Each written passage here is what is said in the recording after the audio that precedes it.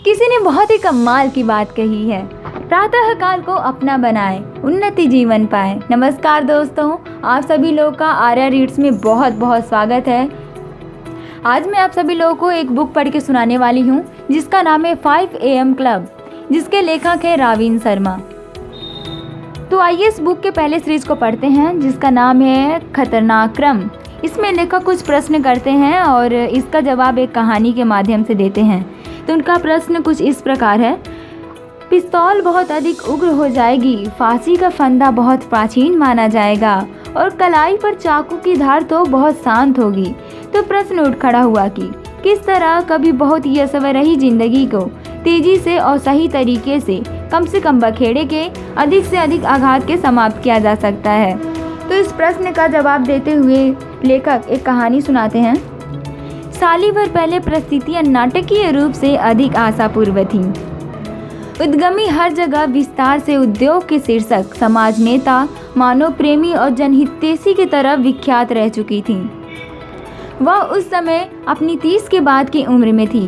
प्रौद्योगिकी कंपनी को चला रही थी जिसे उन्होंने अपने कॉलेज के छात्रावास के कमरे में स्थापित किया था, जो बाजार के वर्चस्व के बढ़ते स्तर पर उन वस्तुओं का भी उत्पादन करती थी जिनका उनके ग्राहक भी सम्मान करते थे। अभी तक उसे घटिया भावना और ईर्ष्या से उथल पुथल करके चौंकाया गया है, जो महत्वपूर्ण ढंग से व्यापार में उसके स्वामित्व के हिस्सों को कम करता है, जिसमें उसने अपने जीवन निर्माण का ज़्यादा हिस्सा निवेश किया है। अब उसे अपने लिए नया काम खोजने का दबाव डाल रहे हैं।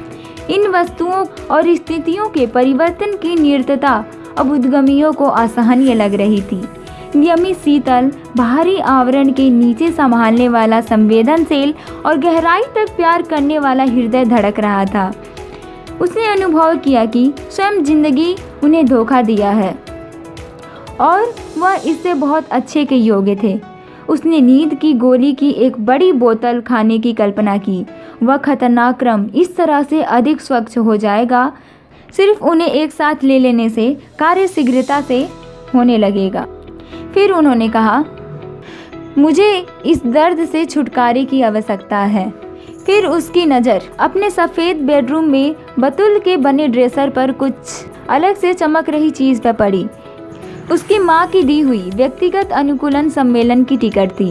उद्यमी लोग अक्सर ऐसे लोगों पर हंसते थे जो ऐसे कार्यक्रम को अटेम्प्ट करते थे और उन्हें पंख कटे पक्षी कहकर बुलाते थे और कहते थे कि मिथ्या गुरु से प्रश्न के उत्तर मांग रहे हैं, जबकि उर्वरक और सफल जीवन जीने के लिए जो कुछ चाहिए वो उसमें उपस्थित थी। शायद अपनी राय पर फिर से सोचने का समय आ गया था। वह अधिक संभावनाएं नहीं देख पाई।